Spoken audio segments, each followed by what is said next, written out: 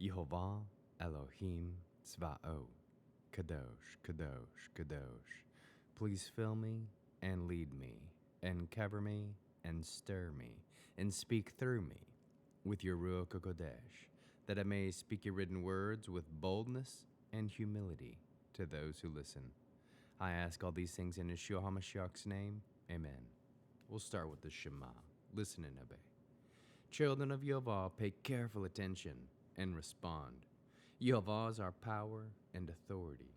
Yehovah works in unity with himself, and you shall act upon your love to Yehovah with your power and authority, with your thoughts and mind, with your entire body, and with all the muchness that you have. Yod, Hey, Vav, Hey. Hand, behold, nail, behold. Ezekiel chapter 47.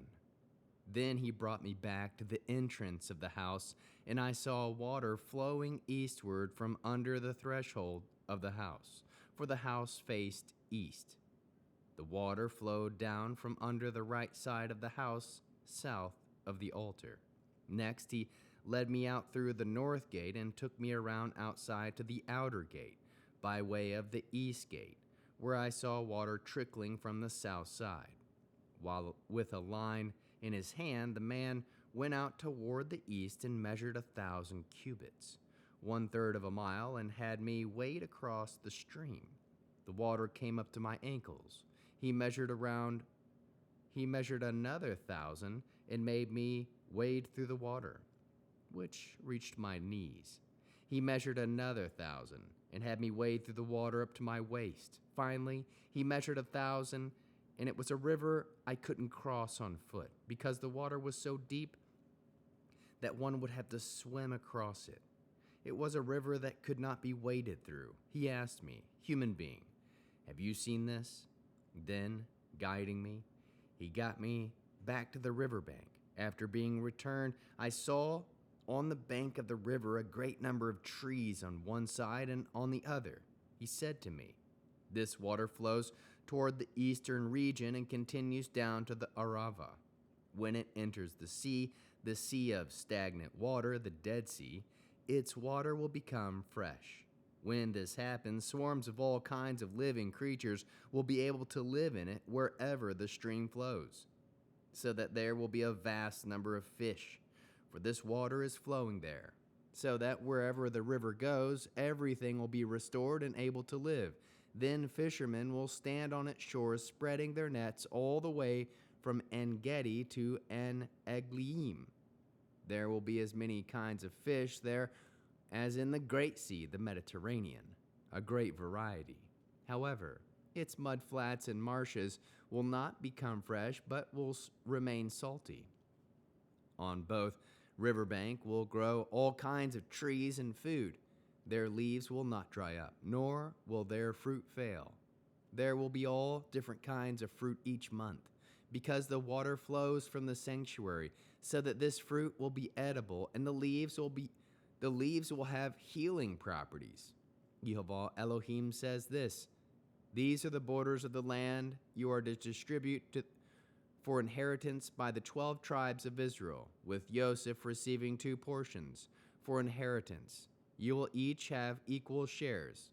I swore to your ancestors that I would give them this land, and now it falls to you to inherit it. The borders of the land will be as follows: on the north, from the Great Sea through Helton to the entrance of Zedad, Hamat, Baratah, Sibarim, which is between the border of Damascus and the border of Hamat, Hatzir, Hatakan, which is toward the border of Havron. The border from the sea will be Hatzra, Enon, the border of Damascus, while on the northward, is the border of Hamat, that is, the north side. On the east side, measure between Havron and Damascus, Gilad, and the land of Israel by the Jordan, from the border to the eastern sea. This is the east side. On the side of the Negev toward the south, it will be from Tamar as far as the waters of Miravot Kadesh, then to the Valley of Egypt and on the Great Sea. This is the south side toward the Negev. The west side will be the Great Sea as far across from the entrance of Hamat. This is the west side. This is the territory you are to divide among the tribes of Israel. You are to divide it by lot as an inheritance both to you and to the foreigners living among you who give birth to children living among you. For they are to be no different from the native born among the people of Israel. They are to have an inheritance with you among the tribes of Israel. You are to give the foreigner an inheritance in the territory of the tribe with whom he is living, says Yehovah Elohim.